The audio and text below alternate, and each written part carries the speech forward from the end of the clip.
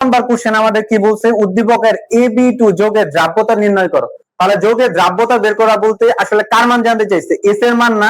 দ্রাব্যতাকে কি দ্বারা প্রকাশ করা হয়, এস দ্বারা প্রকাশ করা হয়। তাহলে আমরা এইখান থেকে কি বের করব, এস বের করব। সো গ নাম্বার কি আছে, AB2 যৌগের দ্রাব্যতা বের করতে বলছে। তাহলে গ নাম্বারে আমরা কি করব, AB2 যৌগকে বিয়োজিত করব।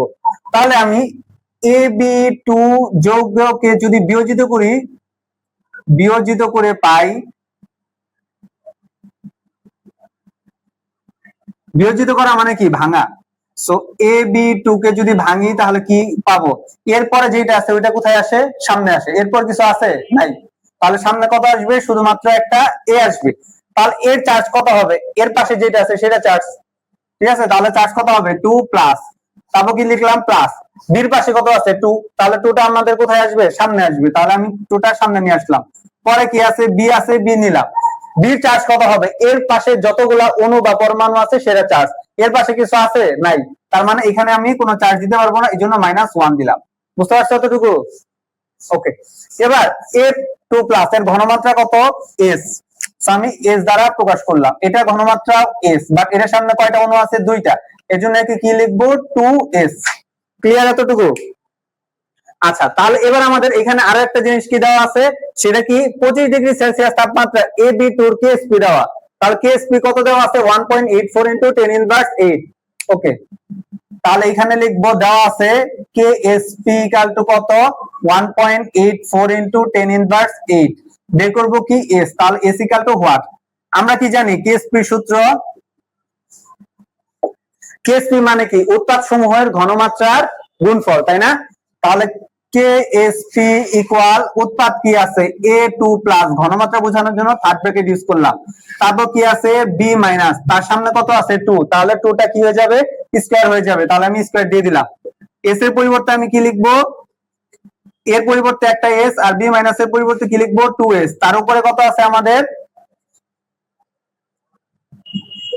স্কয়ার আছে, স্কয়ার দিয়ে দিলাম। তাহলে এখানে কত আসে, একটা এস আর 2 দুগুণে 4, 4 আর এস স্কয়ার মানে কি হয়, 4s³। আর এই পাশে আমাদের কি আছে, কেএসপি আছে। এখান থেকে আমাদের কার মান বের করতে হবে, এস এর মান বের করতে হবে। তাহলে 4টা গুণ আছে, এই পাশে পাঠিয়ে দিলে কি হবে, ভাগ হবে। তাহলে আমরা যদি বের করতে চাই s³ = কেএসপি ডিভাইডেড 4, ফাইনালি যদি এস এর মান বের করতে চাই, এই পাশে কিউব আছে, এই পাশে আসলে কি হবে, ঘনমূল হয়ে যাবে। তাহলে কেএসপি ডিভাইডেড 4, কেএসপি এর মান কত দেওয়া, 1.84 × 10⁻8 দেওয়া, ডিভাইডেড 4 যদি করি আমরা দেখি আমাদের ফাইনাল মান কত আসে। এটা ক্যালকুলেটর দাও। 1.84 × 10⁻8 ডিভাইডেড 4, যে মানটা আসে, আমি একটু সায়েন্স মোডে নিয়ে যাই, 4.6 × 10⁻9। সো 4.6 × 10⁻9, উপরে কি 3 আছে, উপরে 3 থাকা মানে কি, এটাকে আমি কত দিয়ে ভাগ করতে বলছি, 1/3 দ্বারা ভাগ করতে বলছি, তাই না? উপরে যত থাকবে ওইটারে 1 দ্বারা ভাগ করতে হবে। তাহলে 1/3 যদি করি কত আসে, 0.33 আসে। সো 0.33 এর কত দিয়ে ই করব, পাওয়ার দিব, ব্র্যাকেট 4.6 × 10⁻9, তার উপরে কত দিব, 0.33। যদি দেই আমাদের মান কত আসে, 1.7 × 10⁻3, এটাই তার ঘনমাত্রা। সো ফাইনাল ঘনমাত্রা 1.7 × 10⁻3, ঘনমাত্রা একক কি, মোল লিটার ইনভার্স 1। সো এটাই কি আমাদের গ নম্বরের অ্যানসার। নাম্বার দেখো, প্রথম ও দ্বিতীয় পাত্রের মিশ্রিত দ্রবণে কোনো অদক্ষেপ পড়বে কিনা গাণিতিকভাবে বিশ্লেষণ করো। এবার মিশ্রণে অদক্ষেপ পড়বে কিনা সেটা যদি বের করতে চাই, তাহলে আমাদের কি বের করতে হবে, দুইটা মিশ্রণ আগে একসাথে যোগ করতে হবে, যোগ করে তারপরে আমাদের কি বের করতে হবে, কেআইপি বের করতে হবে। কেআইপি যদি কে স্পিড চাইতে বেশি হয় তাহলে অদক্ষেপ পড়বে, নয় অদক্ষেপ পড়বে না। তাহলে আমরা এটার ভিতরে ফার্স্টে আমরা কি করব, দুইটা পাত্র আগে মিক্স করব। সো এবার দ্বিতীয় পাত্র মিক্স করে পাই, দ্বিতীয় পাত্র মিক্স বা মিশ্রণ করে পাই। তাহলে দুইটা পাত্র যদি আমি মিক্স করি কি পাবো, প্রথম পাত্রের ভিতরে আমাদের কি দেওয়া আছে, AM দেওয়া, এর সাথে যোগ করব কি দ্বিতীয় পাত্র, দ্বিতীয় পাত্র কি দেওয়া, XB দেওয়া। এবার এর দুইটা যদি যোগ করি তাহলে এক জায়গায় কার সাথে যোগ হবে, বি সাথে, এম জায়গায় কার সাথে যোগ হবে, এক্স এর সাথে। এ যদি যায় বি সাথে যোগ করি তাহলে কি তৈরি হবে, AB প্লাস এক্স যায় যদি এম এর সাথে যুক্ত করি তাহলে কি তৈরি হবে, XM। বুঝতে পারছো বিক্রিয়াটা? কারণ আমরা তো জানি প্রথমটা প্লাস পরেরটা কি মাইনাস, প্রথমটা প্লাস পরেরটা মাইনাস, এর জন্য প্লাস মাইনাসের সাথে যুক্ত হয়েছে। বাট এইখানে দেখো একটা কথা লেখা আছে, সেই কথাটা কি, যে আমাদের কি তৈরি হয়েছে, AB2, এই যে এটার ভিতরে শুধু AB তৈরি হয় না, AB2 লেখা। তার মানে আমাদের এখানে কি বুঝতে হবে, যে এখানে বির আগে নিশ্চয়ই 2 ছিল, কি বলছি বুঝছো, নয়তো 2 তৈরি হওয়া পসিবল না।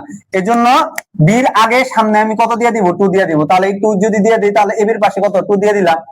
এবার তার সামনে আমাদের 2 নাই, x এর সামনে 2 নাই, এজন্য আমরা এখানে কি করে দেব, x এর সামনে 2 দিয়ে দিব। বুঝতে পারছো? এবার আমরা একটু বিক্রিয়াটা দেখি যে আসলে বিক্রিয়াটা কি অবস্থা। AB2, সরি, x এর পাশে 2 হবে, একটু ভুল করছি, সেটা কি, x এর পাশে 2 দিতে হবে, এটার পাশে হবে না। ওকে, এবার আমাদের কোশ্চেনের দিকে তাকাই। কোশ্চেন কি, প্রথম ও দ্বিতীয় পাত্র মিশ্রণের দ্রবণে কোনো অদক্ষেপ পড়বে কিনা গাণিতিকভাবে বিশ্লেষণ করো।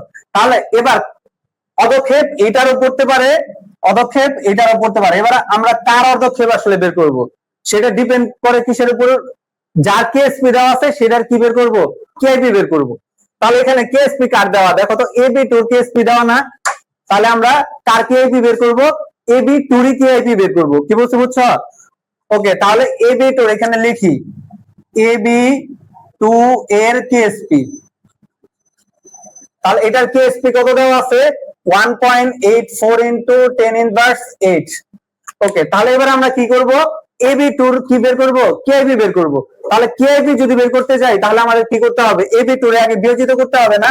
তাহলে দেখো AB2 এর যদি আমি বিয়োজিত করি, তাহলে আমি কি পাবো, A2 plus plus 2 B minus. তাহলে আমাদের ফার্স্টে A প্লাস যে আছে এর ঘনমাত্রা জানা প্রয়োজন, এবং তারপর কি আছে, B মাইনাস এর ঘনমাত্রা জানা প্রয়োজন। এবার A2 প্লাস এর ঘনমাত্রা কোথায় থেকে পাবো, দেখো তো A2 A প্লাস কোথায় থেকে আসছে, পাত্র A থেকে আসছে না। আর আমি যদি পুরাটার কথা চিন্তা করতে চাই, AB2 এর ভিতরে A আসছে হচ্ছে পাত্র 1 থেকে, আর B আসছে কোথায় থেকে, পাত্র 2 থেকে। তাহলে আমি যদি A2 প্লাস বা B মাইনাস এগুলো বের করতে যাই, বা A2 প্লাস বের করতে যাই, তাহলে আমাকে কোথায় যেতে হবে, পাত্র 1 এ যেতে হবে না। তাহলে পাত্র 1 এবং পাত্র দুইটারই সাহায্য নিতেছি। তাহলে আমি যদি এরকম পাত্র 1 এবং পাত্র 2 দুইটার সাহায্য নেই, সেক্ষেত্রে আমাদের কি করতে হয়, টাইট্রেশন করতে হয়। সো টাইট্রেশনের জন্য আমাদের সূত্র কি, পাত্র 1 এর ক্ষেত্রে, অথবা যদি সরাসরি বুঝতে চাও, যে আমরা সরাসরি এই সূত্র বসাই দিব। সূত্র কি, V1S1 = V2S2। সো এটা থেকে আমরা কি বের করব, পাত্র 1 থেকে আমাদের কি আসছে, A2 প্লাস। সো এটার জন্য আমরা কি বের করব, S2 বের করব, মানে পরবর্তী ঘনমাত্রা বের করব।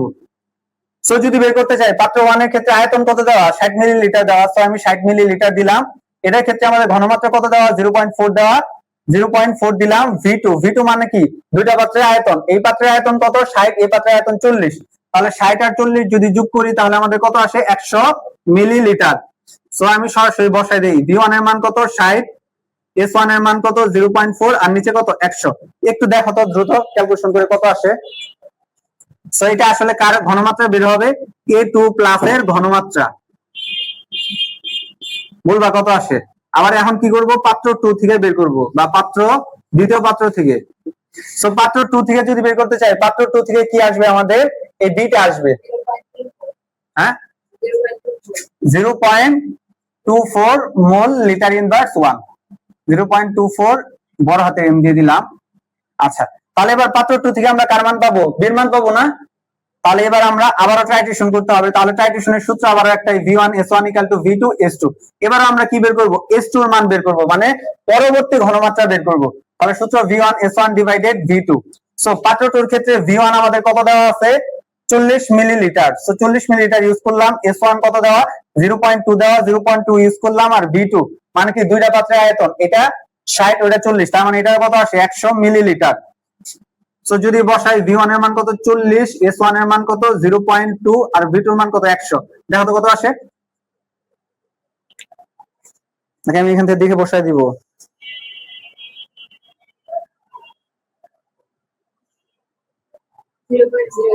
হ্যাঁ, 0.08।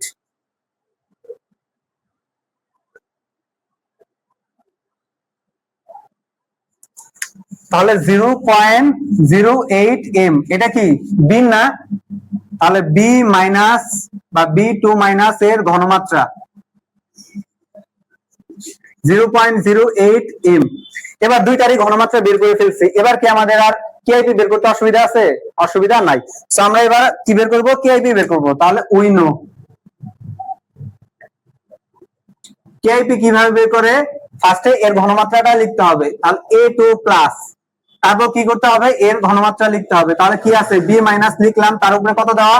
2 দেওয়া, 2 দিয়ে দিলাম। তাহলে a2 প্লাস এর ঘনমাত্রা আমরা কত পাইছি? 0.24 লিখলাম। আর b মাইনাস 2 ঘনমাত্রা কত? 0.08, তার উপরে স্কয়ার দিয়ে দাও, দেখো কত আসে মান। 1.53 ইনটু 10 ইনভার্স -3। ঠিক আছে এইটা। এবার দেখো দুইটার ভিতরে কার মান বেশি? এটা আমাদের কার মান? কেআইপির মান।